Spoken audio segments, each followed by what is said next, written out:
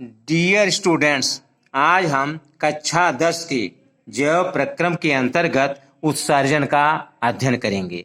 उत्सर्जन क्या है? उत्सर्जन में हमारे शरीर में उपापचय क्रियाओं के फलस्वरूप बनने वाले हानिकारक पदार्थों का निष्कासन उत्सर्जन कहलाता है। हमारे शरीर में जो सांस लेते हैं, भोजन करते हैं, यानी जितनी भी क्रियाएं होती हैं उसके फलस्वरूप हानिकारक पदार्थ बनते हैं। इन्हीं को उपापचय क्रिया कहते हैं। उपापचय क्रिया के फलस्वरूप बनने वाले हानिकारक पदार्थों को शरीर से निकाला जाता है। इस निकालने की क्रिया को हम उत्सर्जन कहते हैं। और इसको जो अंग इसका कार्यान्वित करते हैं अर्थात इन पदार्थों को निकालते हैं उनको उत्सर्जी अंग कहते हैं। तो हमारे शरीर में यह सबसे महत्वपूर्ण उत्सर्जी अंग यानी हानिकारक पदार्थों का निकालने वाला अंग ये वृक्क है। देखें यहाँ पर चित्र में, ये वृक्क दो होते हैं। आपका यह जो है बायां वृक्क है, दायां वृक्क। बायां वृक्क थोड़ा ऊपर होता है और ये देखिए आपकी जो महाधमनी है, लाल रंग में जो दिखाई दे रही है, ये महाधमनी है और यह महाशिरा है। ये वृक्क के साथ जुड़े रहते हैं। धमनी या शिराओं द्वारा रक्त इन वृक्क में जाता है और इसमें रक्त छनता है। ये मूत्र वाहिनी है।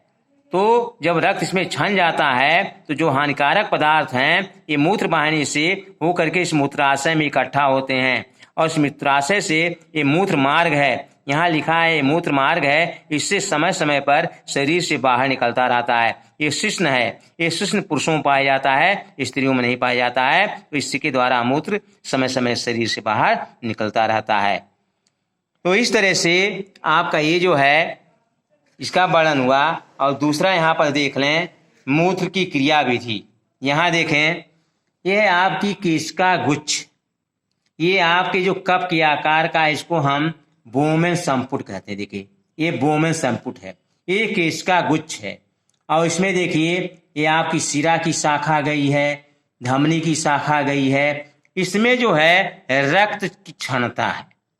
छन करके जो हानिकारक पदार्थ हैं वह मूत्राशय में भी, उधर चित्र दिखाए थे, मूत्राशय में चले जाते हैं।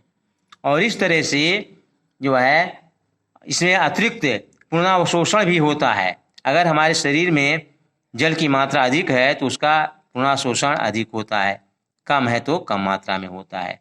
अब इस चीज को यहाँ लिखित रूप में देखिए, हम छांट करके इसमें से लिखे हैं। उत्सर्जन।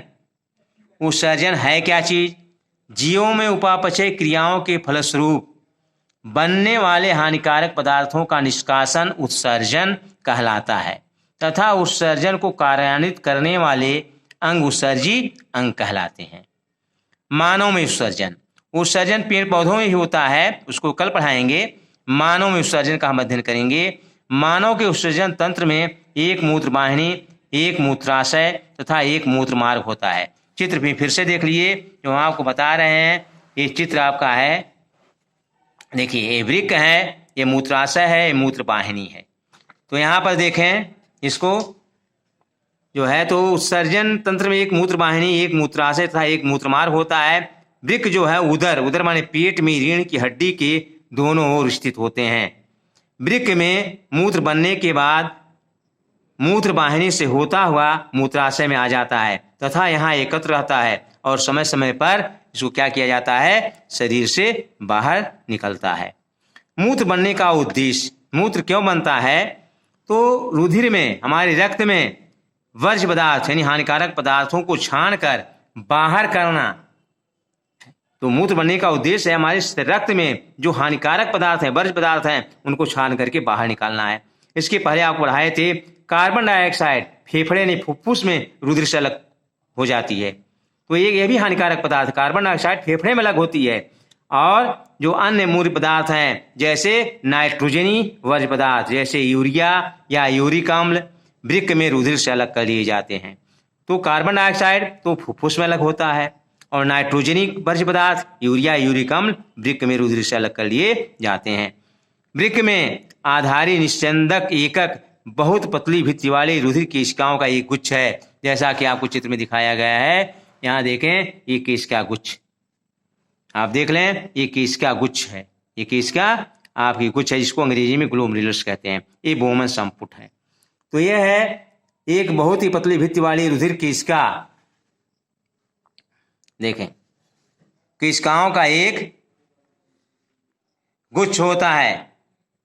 वृक्क में प्रत्येक केशिका गुच्छ में एक नलिका के कप के आकार के सिरे के अंदर होता है।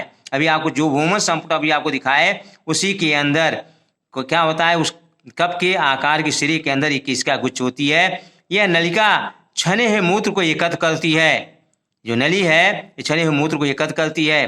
प्रत्येक वृक्क में ऐसे अनेक निस्यंदक एकक होते हैं, यानी वृक्क के अंदर केवल एक ही नहीं होता। निस्यंदन माने छानने वाला, तो अनेक निस्यंदक एकक होते हैं, यानी छानने वाले अनेक आपके वृक्क में होते हैं, जिन्हें वृक्काणु या नेफ्रॉन कहते हैं।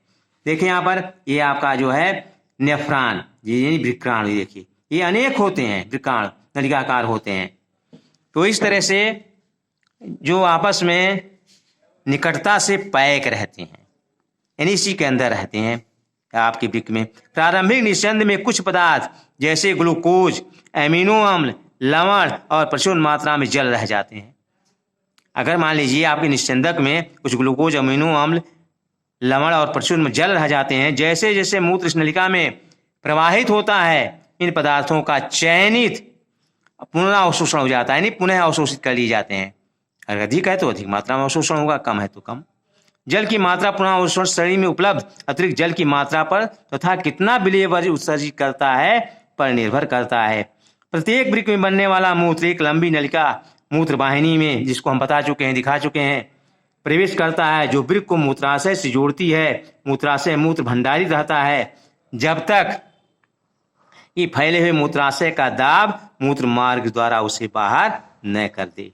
तो इस तरह से आपका जो हानिकारक नाइट्रोजन पदार्थ है वृक्क द्वारा शरीर से अलग किया जाता है। शेष अगले टर्न पर। धन्यवाद।